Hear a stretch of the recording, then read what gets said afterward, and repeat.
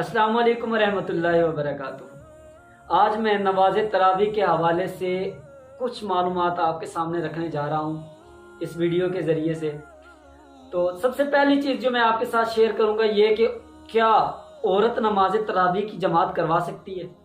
دوسری چیز جو میں آپ کے ساتھ شیئر کروں گا وہ یہ ہے کہ کیا عورت مسجد میں جا کے جماعت کے ساتھ نماز تراویح ادا کر سکتی ہے۔ اور تیسری چیز یہ ہے کہ نماز تراویح پڑھنے کے لیے آپ کو کتنا قرآن یاد ہونا چاہیے، کیا ہر رکعت میں الگ الگ سورت پڑھنا لازم ہے۔ اور ویڈیو کے اینڈ پہ میں آپ کو نماز تراویح کا طریقہ بھی بتاتا جاؤں گا۔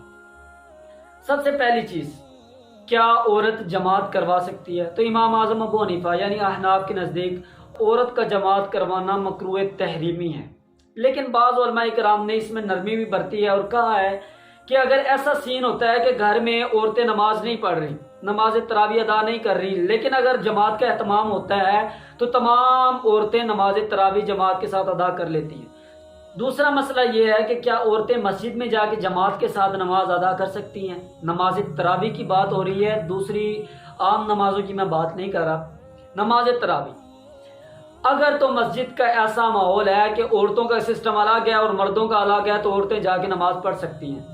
مثال کے طور پہ اب سائیوال کے اندر ایک مسجد تھی ہماری، اس میں مین انٹرسٹ جو تھا نا مسجد کا، اس سے مرد اندر جاتے تھے اور فرسٹ فلور پہ مرد نماز تراویح ادا کرتے تھے، لیکن انٹرسٹ کے باہر ہی سیڑھیاں اوپر جاتی تھی دوسرے فلور پہ، عورتیں باہر سے آتی تھیں، اوپر کے فلور کا دروازہ کھلا ہوتا تھا، مسجد کے اندر مطلب مین گیٹ سے انٹر بھی نہیں ہوتی تھیں، باہر سے ہی اوپر جا رہی ہیں، جا کے وہاں پہ صرف عورتیں ہیں، جا کے امام نیچے نماز پڑھا رہا ہے، وہاں سے انہوں نے نماز تراویح ادا کرنی ہے جماعت کے ساتھ اور وہیں سے واپس انہوں نے گھر چلے جانا ہے۔ ٹھیک ہے، اگر تو مسجد کا اس طرح کا ماحول ہے تو آپ جا کے نماز تراویح مسجد میں ادا کر سکتی ہیں۔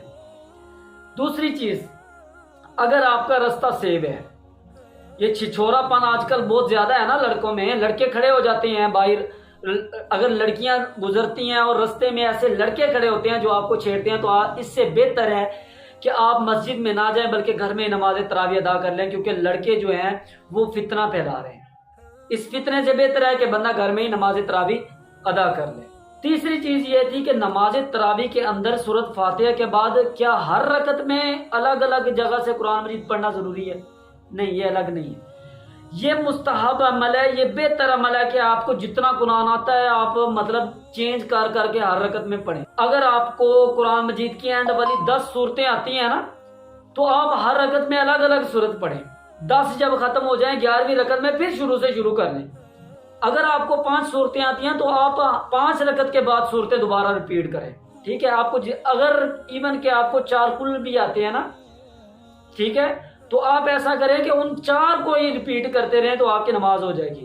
بسا اوقات ایسے تو یار دین کے بارے میں اتنی کم معلومات کسی کو ہونی نہیں چاہیے، آپ دین سیکھیں، آپ پر لازم ہے۔ اگر کسی کو اکیلی سورت اخلاص بھی آتی ہے، یعنی قل هو اللہ احد اللہ الصمد لم یلد ولم یولد ولم یکن لہ کفوا احد، اب ہر مسلمان کو یہ تو آتی ہے، اگر یہ اکیلی بھی آپ کو آتی ہے تو پھر بھی کوئی مسئلہ نہیں، اگر ہر رکعت میں آپ یہ پڑھتے ہیں تو آپ کی نماز تراویح ہو جائے گی۔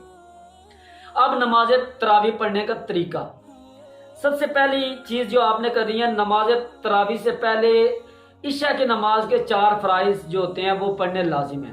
آپ نے 4 فرض پڑھنے ہیں، اس کے بعد سنت مؤکدہ جو ہوتی ہیں 2، آپ نے وہ ادا کرنی ہے۔ اس کے بعد آپ نے 2 رکعت کر کے نماز تراویح ادا کرنا شروع کرنی ہے۔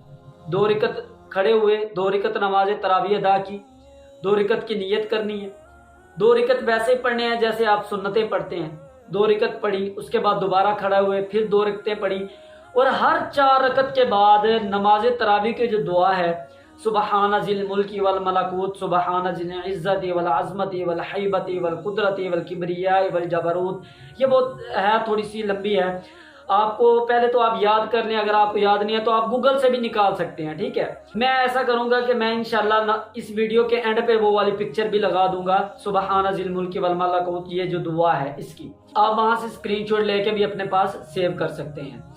آپ نے ہر 4 رکعت کے بعد یہ والی دعا پڑھنی ہے، ہر 4 رکعت کے بعد۔ اب یہ بات ہے، کیا یہی والی دعا پڑھنی لازم ہے؟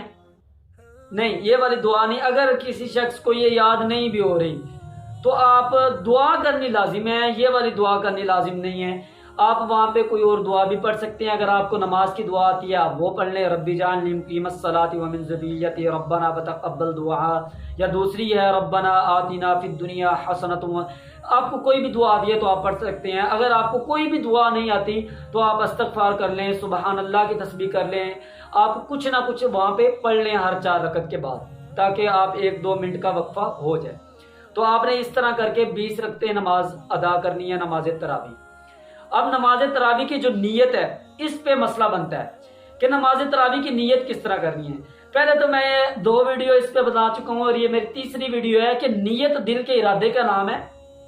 نیت زبان سے اقرار کرنا لازم نہیں ہے کہ اگر آپ زبان سے اقرار نہیں کرتے تو آپ کی نیت نہیں ہوگی.